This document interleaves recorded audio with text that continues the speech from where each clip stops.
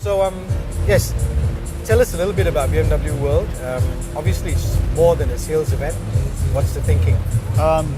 Very much more than a sales event. Our idea was that we very rarely, in fact, we've never showcased all three brands together.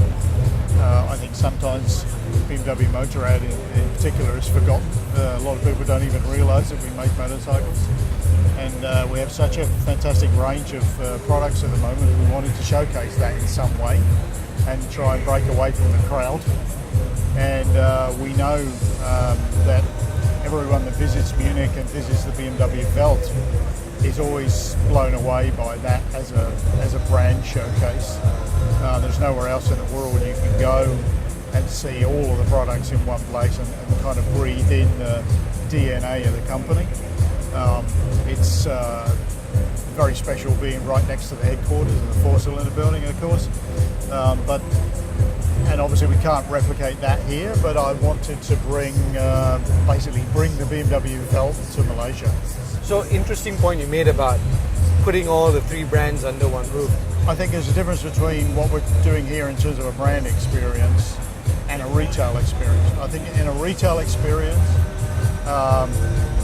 it needs to be separated because a Mini consumer is much different personality to a BMW customer.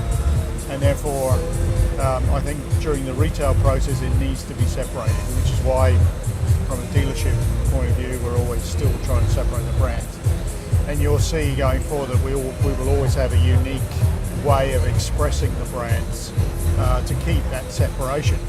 But I think in an environment like this, to really showcase what the BMW Group is all about and what it's capable of, and try to expose people to the world of the BMW Group, if you like, this is quite a unique way to do it. If you look around, you can still see the uniqueness of the brands and the separation of the brands, even though it's in one space. Talk to me a little bit about the reality of iCars coming to Malaysia. How soon before we see an i3 on a Malaysian road?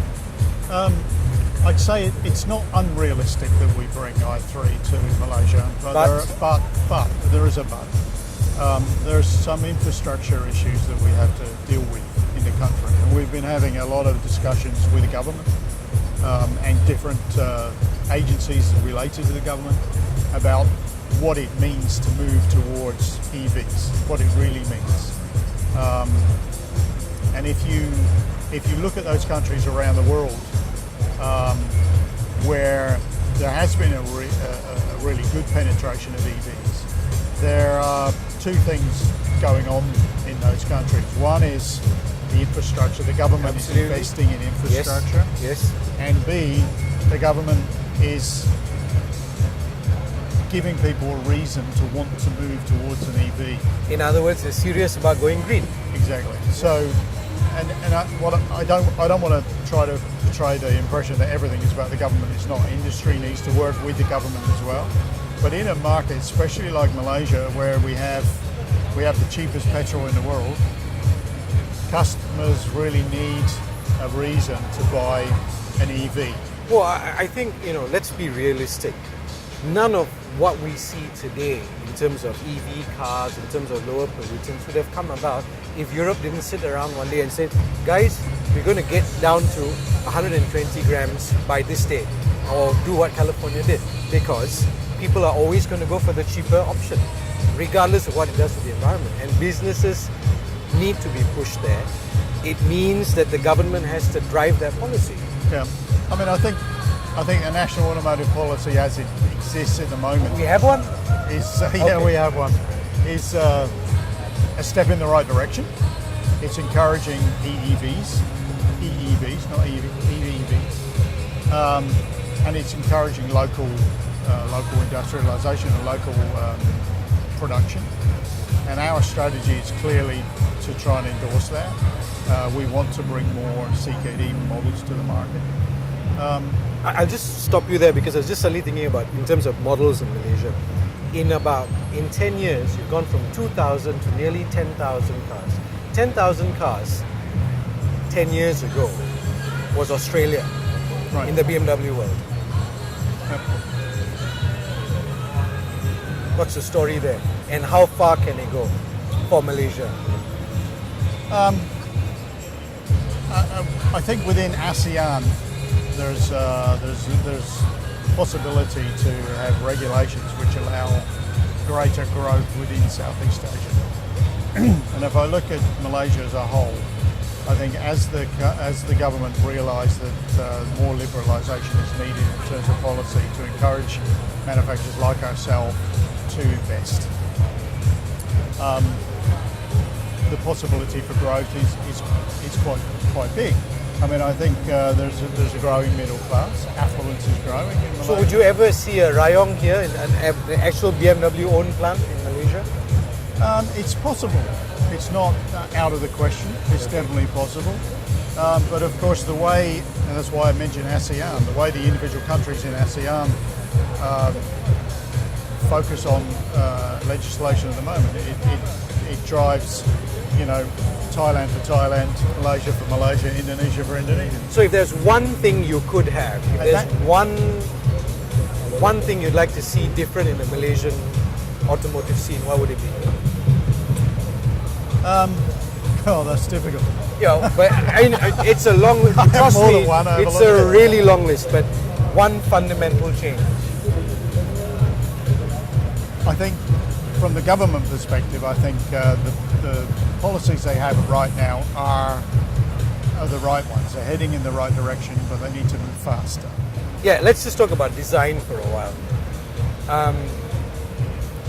It's interesting how BMW evolved from if you take the Z4 or the E60 as the starting point, and the success of the last decade has really been driven by those cars. And I remember Helmut Panke at one point said, "We'll never design a boring BMW," and the issue was that all the cars had started to look like different cuts of the same sausage. Yeah. That's what we see and hear now about the design, that you have to make a double take to tell whether it's a 3 or a 5 or a 7. Talk to me a little bit about that design shift. I think if you think back to the Bangor era, there was a lot of criticism about some of the designs. They were very... to be bangled became a verb. Polarising. And I think polarising is not necessarily a good thing. And therefore, there has been a shift back towards cars which will appear to be part of a family.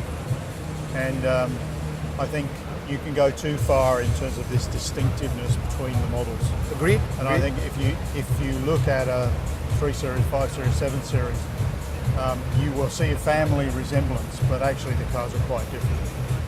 Isn't there a fear of being humdrum again? No, I don't think so. I mean, if you look at the design of our cars, it's still a very dynamic car and instantly recognisable as a BMW. And if I think back to the Bangor era, and I said it was very polarising, and clearly you're in the camp which believed that being edgy and being different was the way forward. There's equally a lot of people that thought otherwise. And therefore, I think from a philosophical perspective, we've come back from that a little bit. But however, we still have the bookends of the family. Let's talk about the two. I cannot believe that I'm staring at a front-wheel drive BMW. Well, I think if you look at the segments of the market in the world that are really growing, they are the smaller end of the spectrum, and especially in family cars. And we believe there's a demand for a premium family car. Okay. And to create a space functional concept and still be able to keep the dynamic qualities that we expect from a BMW, front-wheel drive is inevitable. And would it have been too expensive to build a rear-wheel drive? No, it's not about cost. It's about getting the qualities that we want in the product, being able to offer that space versatility for a family, but also the dynamics of a BMW, what you'd expect from a BMW in terms of driving dynamic. This is only possible to get both with a front-wheel drive concept. And I think we've proven for the last 12, 15 years that we can do that with the Minis. The Mini is designed and developed by us as a front-wheel drive car, has been since day one. But it's a And it clearly demonstrates our ability to do Agreed. that. So there was never any lack of confidence within the group that we could produce a front-wheel drive BMW that fulfilled all the expectations anyone would have of a BMW. Now I admit that historically BMW's always been about rear-wheel drive. isn't that the DNA of But BMWs? I would challenge you to, maybe you already have, but to drive the car, and you will feel that there's no, even though it's front-wheel drive, there's no compromise in the way the car handles, the way the car drives. It handles like a front-wheel drive car, of course, but it still handles like a BMW. Well, let's be realistic. The name of the game now is cost, and that's true for all across the board. You need a heft, you need volumes, etc. I think all the luxury car makers are doing it. Mercedes has the MFA platform. I guess it was inevitable that BMW got here. I think you'll see front-wheel drive being used, but only in a certain segment of the market. There's no intention of going away from the iconic. So rear-wheel a drive real racer. BMW will still be a real BMW. You said that, not me. No, Alan, thank you for the time. Really appreciate talking with you. You're welcome. And good luck. Thank you. Cheers.